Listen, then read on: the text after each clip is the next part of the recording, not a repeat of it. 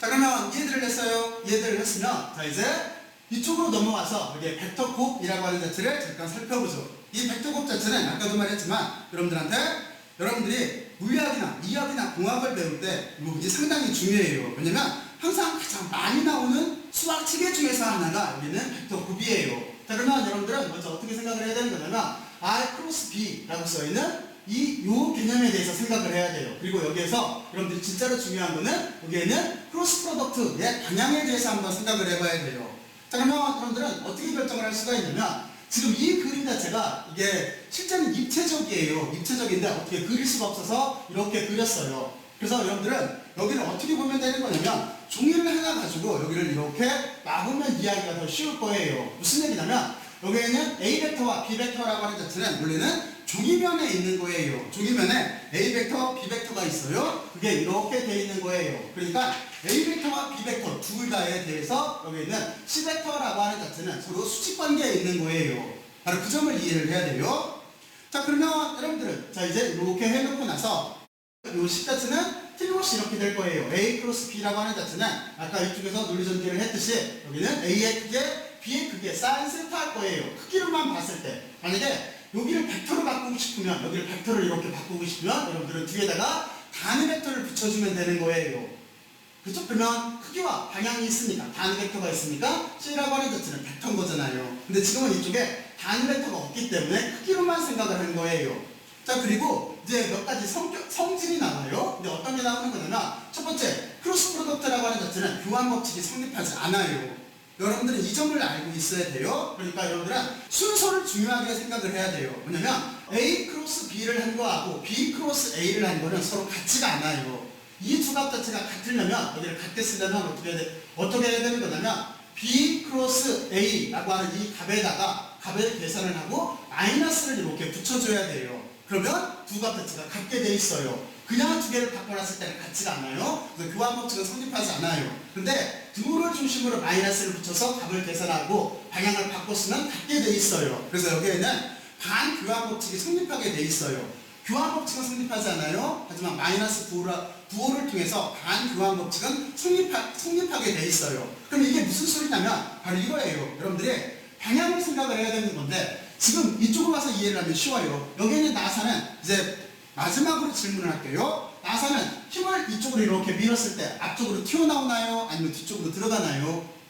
그러면 여러분들은 여기에서 방향을 어떻게 생각을 해야 되는 거냐면 원래 토크의 방향이라고 하는 자체는 오른나사 방향이라고 설명을 보통 해요. 근데 오른나사 방향이 도대체 어떤 방향일까 생각을 해보면 고민에 빠질 수밖에 없어요. 그렇잖아요?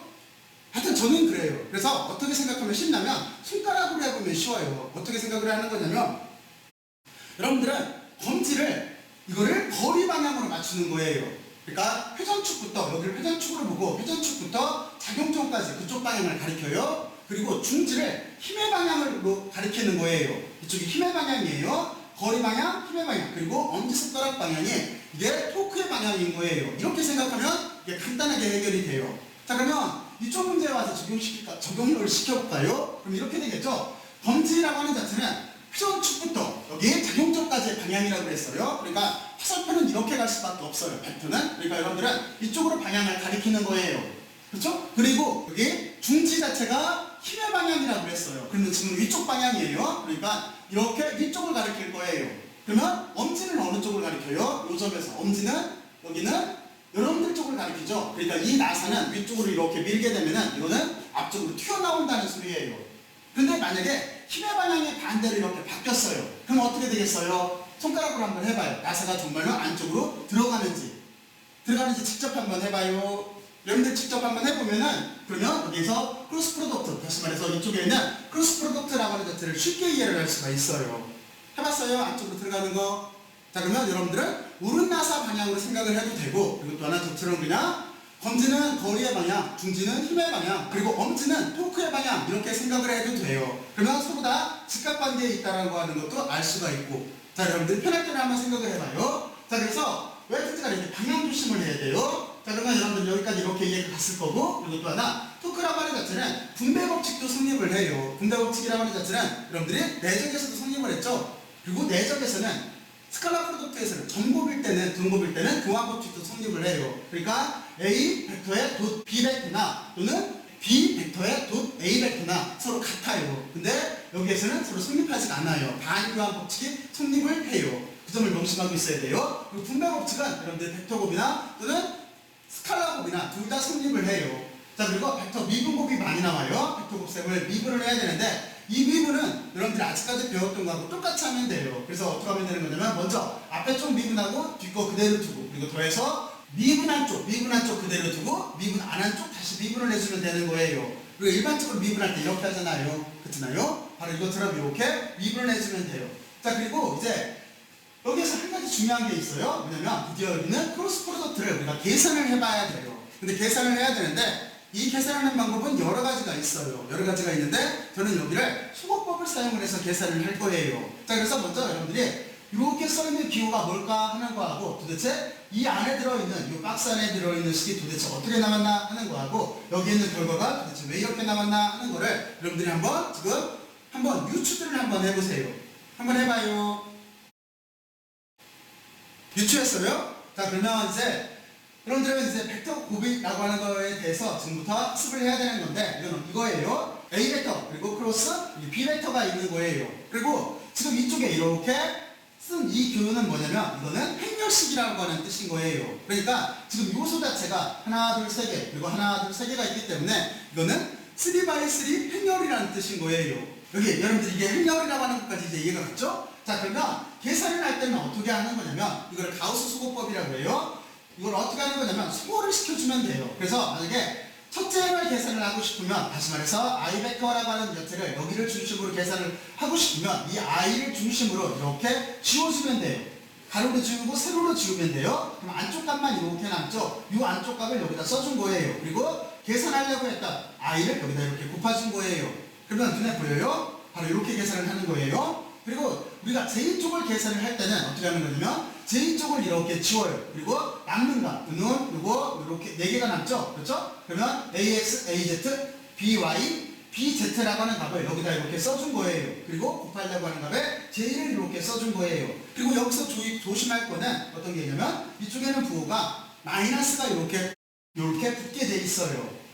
자, 그리고 이제 K쪽을 계산을 하고 싶으면 여러분들은 K쪽으로 이렇게 지워요. 그러면 틀림없이 이만큼 값이 남게 돼 있을 거예요. 그 값 자체를 여기다 이렇게 써준 거예요. 그렇죠? 그러면 여러분들은 2x2는 여러분들이 이미 계산을 할 수가 있어요. 어떻게 계산하면 되는 거냐면 그게 다음 줄이에요. 여기는 두 값을 곱하고 이렇게 곱해서 빼주면 되는 거예요. 그러니까 만약에 A, B, C, D가 있다면 A하고 D하고 곱하고 B하고 C하고 곱해서 빼주면 되는 거예요. 바로 그 식인 거예요. 그래서 여기 값을 계산하면 이렇게 되고 이쪽도 계산하면 이렇게 되고 여기도 계산하면 다음과 같이 이렇게 나오게 돼 있어요.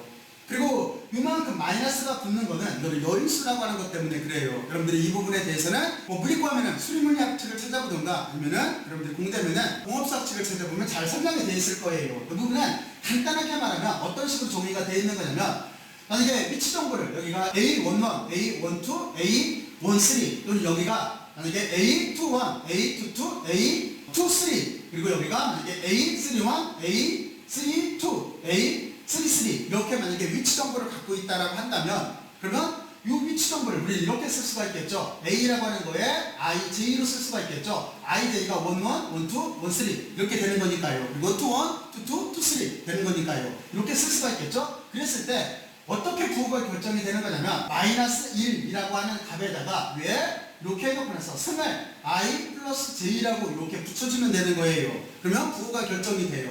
그러면 어떻게 되는 거냐면 첫 번째는 우리가 위치 정보가 A라고 하는 위치에 11인 거잖아요. 그러니까 여기는 마이너스 1승에 여기가 11이 붙기 때문에 여기는 1 플러스 1인 거예요. 그러니까 짝수가 나와요. 그러니까 이 값을 계산했을 때는 여기 부호가 짝수인 거예요. 근데 만약에 여기를 계산을 했을 때는 여기에 대한 위치 정보가 A의 1, 2인 거잖아요. 이 위치 정보가. 그렇잖아요? 그러니까 여러분들은 마이너스 1승에 이렇게 해놓고 여기가 1, 2기 때문에 1 플러스 2가 돼서 홀수승이 돼요. 그래서 여기가 마이너스가 남게 돼 있어요. 그래서 이 앞에 이렇게 마이너스가 되는 거예요.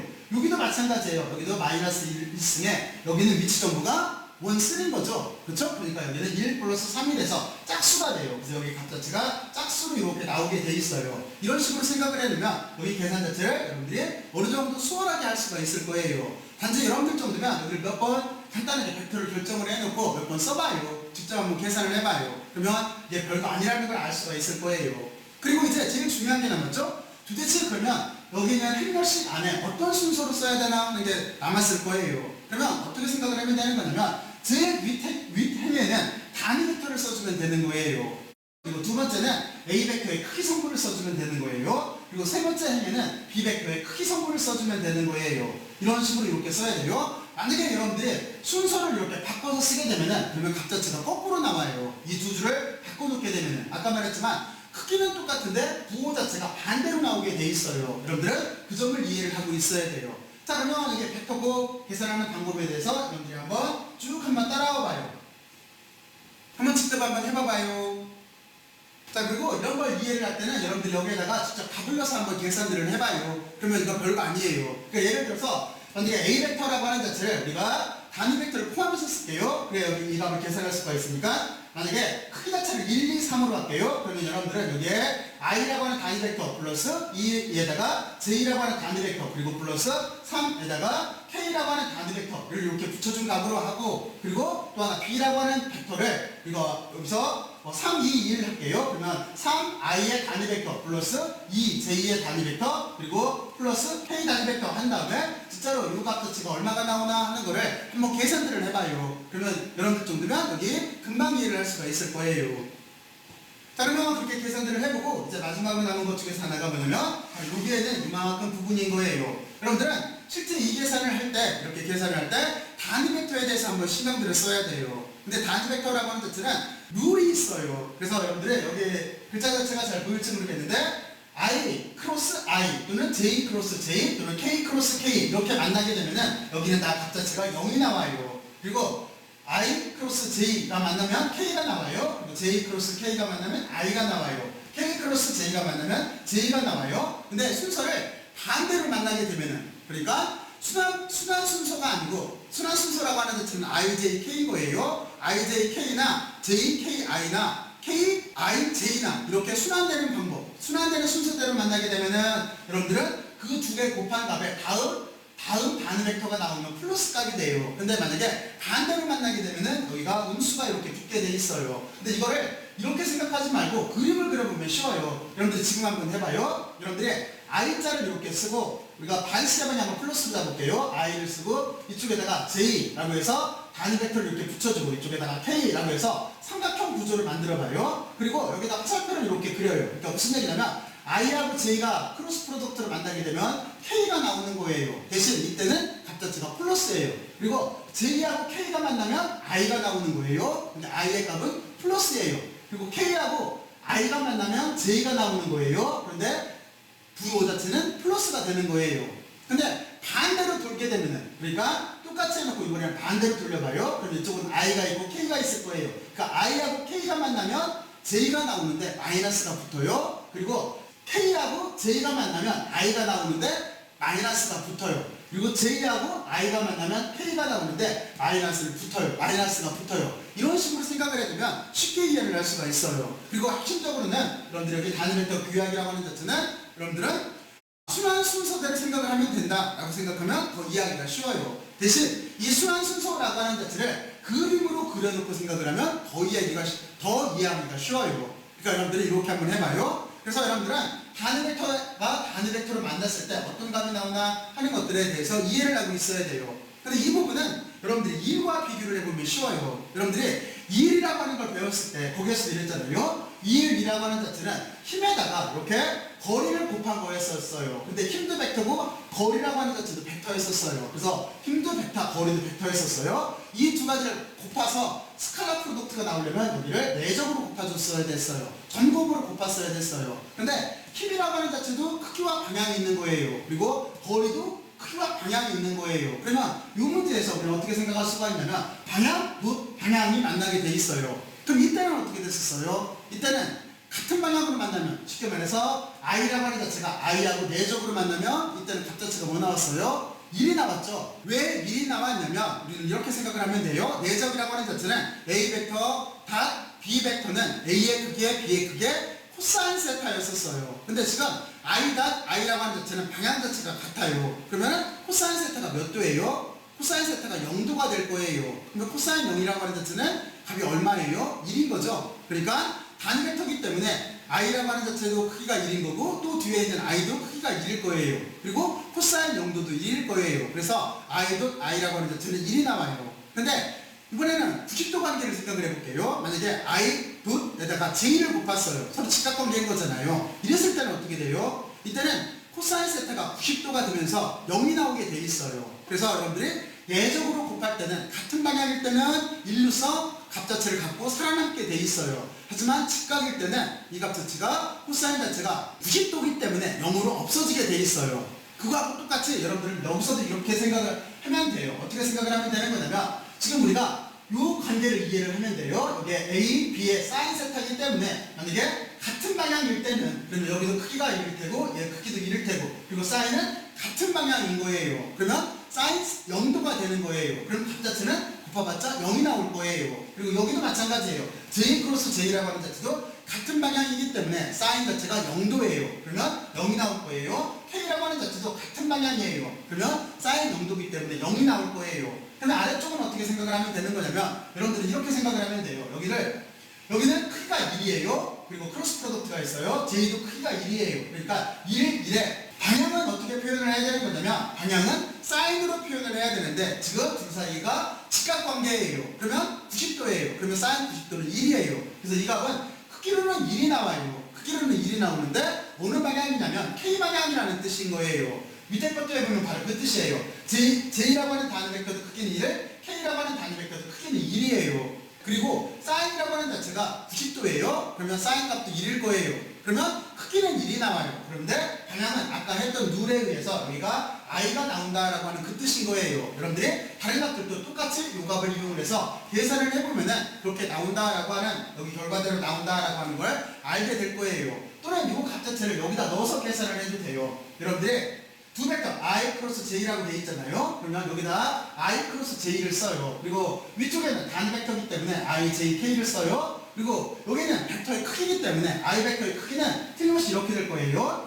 지금 I라고 했기 때문에 1, 0, 0이 될 거예요. 그리고 여기 B라고 하는 자체는 J라고 넣었잖아요. 그러면 틀림없이 여기는 0, 1, 0이 나올 거예요. 그래서 여러분들이 1, 0, 0 하고 0, 1, 0이라고 하는 자체를 지금 같은 계산 방법으로 계산을 하게 되면은 여기가 여러분들이 K라고 하는 크기는 1이고 K라고 하는 단위 벡터가 붙는 단위 벡터꼴로 나온다라고 하는 거를 직접 계산해낼 수가 있을 거예요. 자, 그래서 여러분들은 단위 벡터가 있을 때, 내적이 있을 때와 여기에 벡터 곱이 있을 때 두 가지를 또 하나 구별해서 생각을 해봤어요. 자, 그러면 여기까지 잘 이해를 했죠? 여러분들 꼭 한번 해봐야 돼요. 그리고 여러분들은 이제 총괄적으로 말하면 어떤 생각도 해봐야 되는 거냐면 우리가 스칼라 곱이라고 하는 자체는 2의 개념을 다룰 때 정말로 중요해요. 그리고 여기는 벡터 곱이라고 하는 자체는 지금 막 배운 토크라고 하는 회전 운동을 다룰 때 정말로 중요하다라고 하는 것도 여러분들이 반드시 인지를 하고 있어야 돼요. 자, 그러면 여러분들은 여기까지 전반적인 상황에 대해서 한번 스스로 정리들을 한번 해보세요. 정리들 해봤어요. 자, 그러면 여기 핵심 사항은 뭐냐면 여러분들은 여기 좋은 실험 모델이 있어요. 토크를 이해를 할 때 나사와 스패너 사이 관계를 이해를 하면은 여기 있는 식 자체가 쉽게 유도가 될 수가 있어요. 그러니까 여러분들은 나사와 스패너 사이 관계 여기를 사고 실험 모델을 통해서 잘 숙지를 해보고 그리고 이 식을 반드시 유도들을 한번 해봐요. 그리고 또 하나 이거 조심할 게 뭐냐면 단위예요. 그러니까 뉴턴 미터가 나오는데 이 뉴턴 미터를 줄로 쓰면 안 돼요. 왜냐면 토크라고 하는 자체는 벡터예요. 벡터이기 때문에 얘는 뉴턴 미터로만 써야지 여기를 우리가 1의 개념하고 똑같이 생각을 해서 줄로 쓰면 안 돼요. 1은 스칼라기 때문에 에너지 단위 줄로도 쓸 수가 있는 거예요. 그 점을 하나 이해를 하고 있어야 돼요.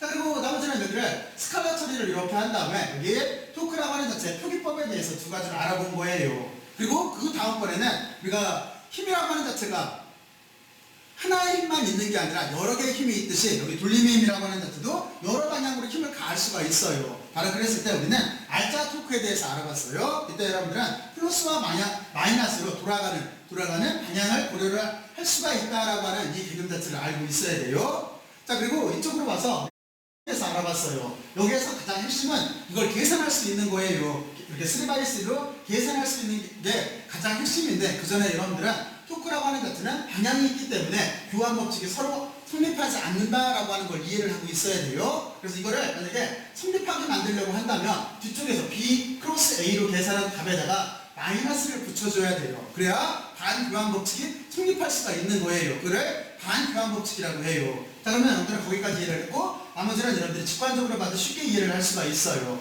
자, 그리고 여기 토크를 계산을 할 때는 저는 여기에서 가우스 수거법을 썼어요. 가우스 수거법을 써서 2x2 행렬로 이렇게 만든 다음에 여러분들은 2x2 값을 가지고 이렇게 크로스 프로덕트를 계산을 이렇게 했어요. 그리고 여러분들은 마지막으로 단위 벡터 사이의 관계에 대해서 알아봤어요. 그리고 이 단위 벡터 사이의 관계를 알아볼 때 여러분들은 꼭 1에서 나오는 스칼라 프로덕트와 같이 비교를 한번 해봐요. 그러면 여러분들이 좀 더 명확하게 이해를 할 수가 있어요. 그리고 꼭 의미 부여를 해봐야 돼요. 그렇지 않으면은 그냥 단순하게 산수 문제 푸는 거하고 똑같이 되는 거예요. 꼭 의미 부여를 한번 해봐요. 자, 그러면 여러분들은 여기까지 잘 이해를 했을 거예요. 그리고 이제 우리는 여기서 어떤 개념을 생각을 해야 되는 거냐면, 이제 여러분들은 드디어 토크라고 하는 개념까지 이해를 했어요. 근데 여기에서 이제 운동량이라고 하는 개념으로 개념을 좀 확대를 해볼 필요가 있어요. 왜냐면 우리가 손운동량이라고 하는 F 이퀄 NA라고 하는 이 식을 가지고 손운동을 논할 때도 결국에 가서는 여기에 있는 식 자체에서 우리가 질량이나 속도가 동시에 변할 수 있는 상황, 다시 말해서 그게 운동량이었었어요. 그래서 운동량 개념을 이용을 해서 이 식을 좀 더 일반화를 시켰어요. 그 식 자체는 어떻게 되냐면, 힘이라고 하는 자체는 우리가 운동량을 P라고 썼으니까 여기는 dt분의, 그러니까 다시 말해서 시간의 변화량 분의 dp로 썼어요. P가 운동량이에요. 그러니까 힘이라고 하는 자체를 운동량의 시간에 따른 변화량으로도 썼었어요. 그렇죠? 이렇게 일반화를 시켰듯이 우리가 이제 토크의 개념을 이해를 했다면 이거를 운동량과 똑같은 회전운동에서의 운동량의 각운동량이라고 하는 개념을 이용을 해서 확대를 시켜야 돼요. 각운동량이라고 하는 개념은 L이라고 하는 기호를 써요. 그리고 이 L이라고 하는 자체는 두 가지 식으로 표현될 수가 있어요. 하나는 I 오메가로도 쓸 수가 있어요. 왜 I 오메가를 쓸 수가 있냐면, 운동량이라고 하는 P가 여기가 N V인 거잖아요. 그러니까 우리가 대응하는 물리량을 찾게 되면 질량에 대응하는 건 I예요. 그리고 속도에 대응하는 건 오메가예요. 그래서 여기를 I 오메가로 이렇게 쓸 수도 있어요. 근데 이 개념을 이용해서 우리는 또 어떻게 바꿔줄 수가 있냐면, 여기를 R 플러스 P로도 바꿔줄 수가 있어요. 그래서 토크를 벡터로 이렇게 표현을 하게 되면은 여기를 R 벡터 크로스 P 벡터로도 쓸 수가 있어요. 그래서 어쨌든 간에 이렇게 운동량이 정의가 되면은 이 운동량을 이용해서 토크를 다시 정의를 할 수가 있어요. 그러면 여러분들은 똑같게 정의가 되겠죠? 어떻게 정의가 될 수밖에 없냐면, 토크라고 하는 자체는 각 운동량에 대한 시간 변화를 표현할 수가 있는 거예요. 그러면 식으로 쓰게 되면은 여기를 dt 분의 d 각 운동량 L로도 쓸 수가 있는 거예요. 바로 이렇게 개념이 확대된다라고 하는 거를 여러분들이 토크를 배우면서 같이 이해를 하고 있으면 좋아요. 어차피 뒤에 가서 배울 내용이에요. 자, 그러면 여러분들은 여기까지 잘 이해를 했을 거예요. 그리고 이 뒤에는 당장 각운동량 개념으로 들어가기 전에 여러분들은 두 가지를 더 알아보고 들어가야 돼요. 그 하나는 뭐냐면, 여러분들이 이제 회전운동에 대한 뉴턴의 이 법칙, 아까 얘기했던 토크 타우라고 하는 자체는 I 알파, 이 식의 의미가 뭔가를 한번 생각을 해봐야 돼요. 그리고 또 하나는 일과 회전운동 사이의 관계에 대해서 생각을 해봐야 돼요. 이 두 개념을 이해를 하고 있어야 여러분들은 전반적으로 회전운동에 대해서 이해를 한 거예요. 그리고 그 뒤에 좀 전에 아까 설명을 했듯이 이제 우리가 각운동량 개념으로 넘어갈 거예요. 앞으로 여러분들과 같이 공부할 내용들은 바로 이런 내용들이에요. 자, 그러면 열심히 들어서 고맙고 수고들 많이 했어요. 수고들 했어요.